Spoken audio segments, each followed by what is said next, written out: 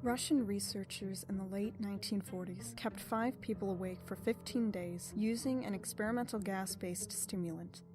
They were kept in a sealed environment to carefully monitor their oxygen intake so the gas didn't kill them, since it was toxic in high concentrations.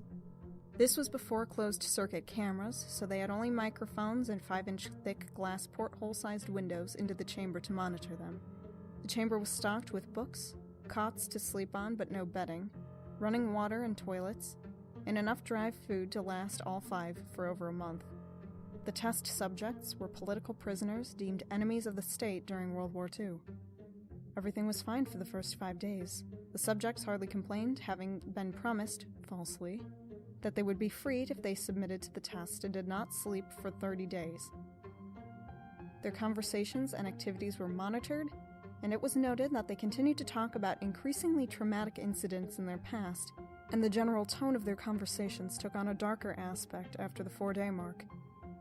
After 5 days, they started to complain about the circumstances and events that had led them to where they were, and started to demonstrate severe paranoia. They stopped talking to each other, and began alternately whispering to the microphones in one-way mirrored portholes. Oddly, they all seemed to think they could win the trust of the experimenters by turning over their comrades, the other subjects in captivity, with them. At first, the researchers suspected that it was an effect of the gas itself. After 9 days, the first of them started screaming. He ran the length of the chamber, repeatedly yelling at the top of his lungs for 3 hours straight. He continued attempting to scream, but was only able to produce occasional squeaks. The researchers postulated that he had physically torn his vocal cords. The most surprising thing about this behavior is how the other captives reacted to it. Or rather, didn't react to it. They continued whispering to the microphones until the second of the captives started to scream.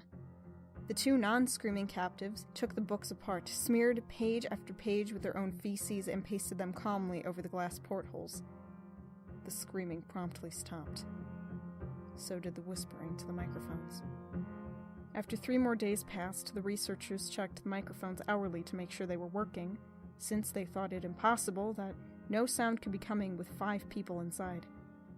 The oxygen consumption in the chamber indicated that all 5 must still be alive. In fact, it was the amount of oxygen 5 people would consume at a very heavy level of strenuous exercise. On the morning of the 14th day, the researchers did something they said they would not do to get a reaction from the captives. They used the intercom inside the chamber, hoping to provoke any response from the captives they were afraid were either dead or vegetative. They announced, "We are opening the doors to the chamber to test the microphones. Step away from the door and lie flat on the floor or you will be shot. Compliance will earn one of you your immediate freedom."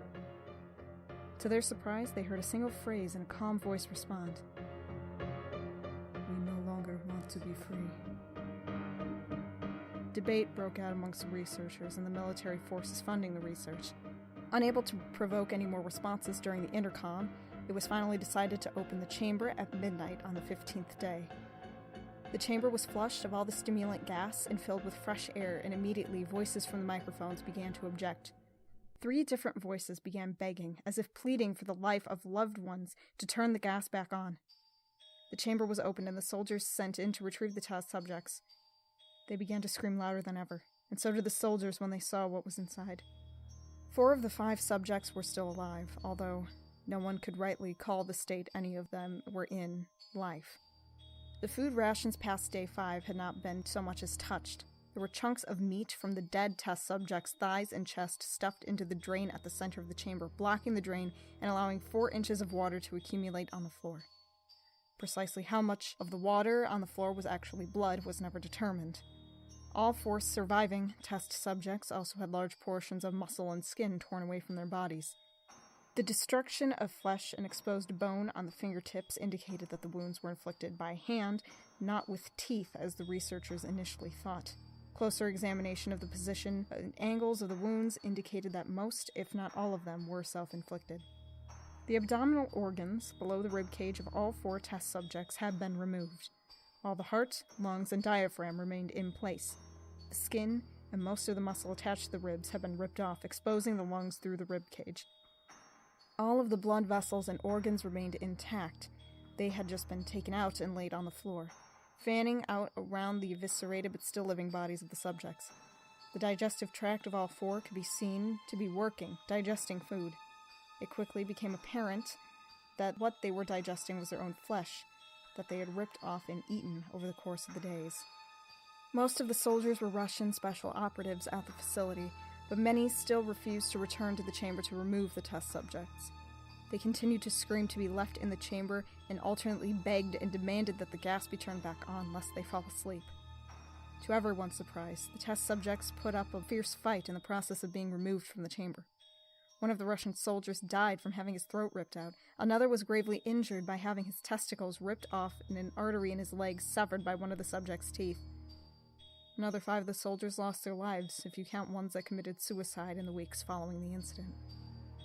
In the struggle, one of the 4 living subjects had his spleen ruptured, and he bled out almost immediately.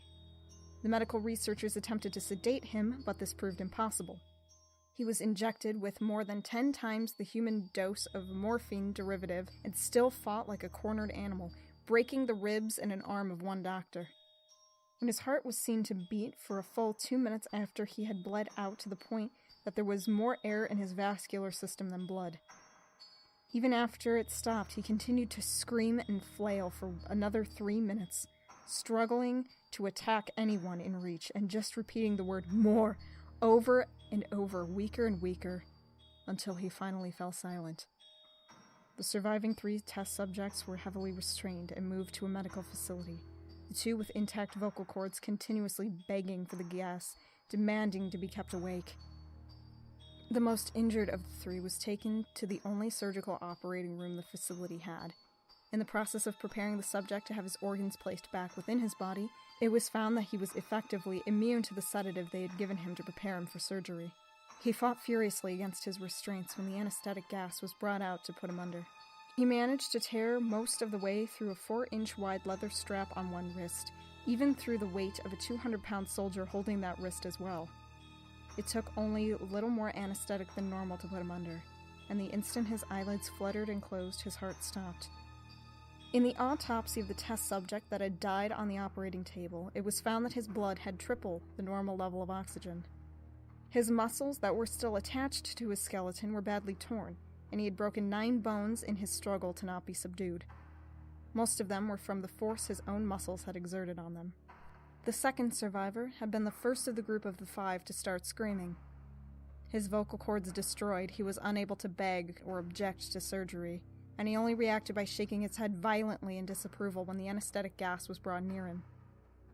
He shook his head yes when someone suggested, reluctantly, that they try the surgery without anesthetic, and did not react for the entire 6-hour procedure of replacing his abdominal organs and attempting to cover them with what remained of his skin.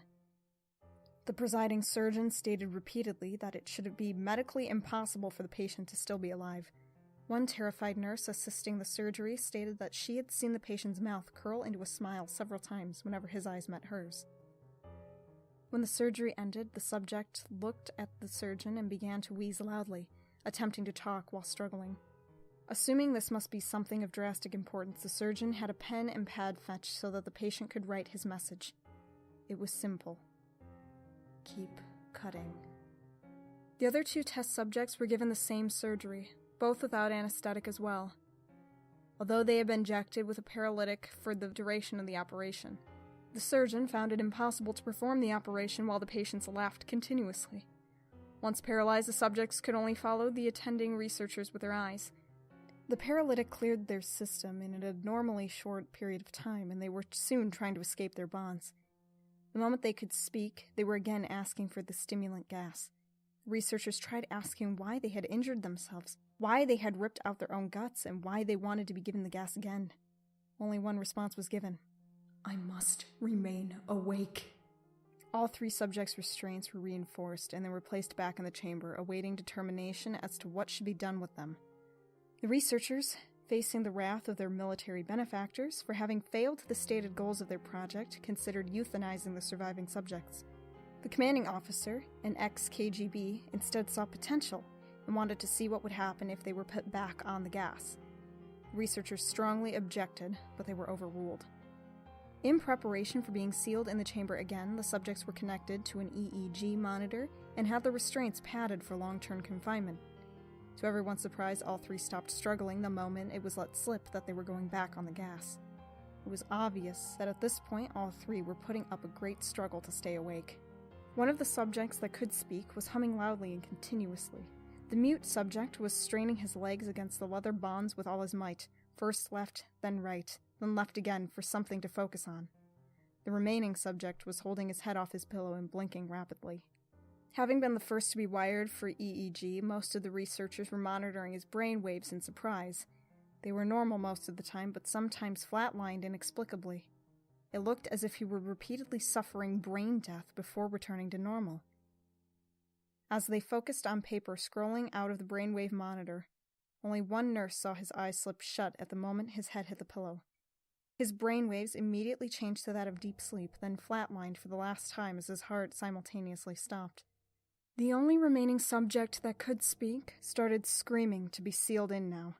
His brainwaves showed the same flat lines as the one who had just died from falling asleep. The commander gave the order to seal the chamber with both subjects inside, as well as 3 researchers. One of the named 3 immediately drew his gun and shot the commander point-blank between the eyes, then turned the gun on the mute subject and blew his brains out as well.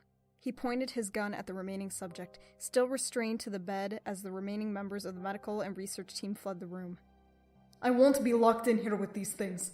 Not with you," he screamed at the man strapped to the table. "What are you?" he demanded. "I must know." The subject smiled.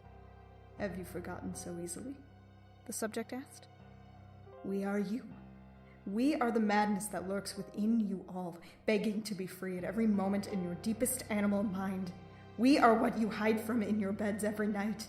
We are what you sedate into silence and paralysis when you go to the nocturnal haven where we cannot tread." The researcher paused, then aimed the subject's heart and fired. The EEG flatlined as the subject weakly choked out, "So nearly free."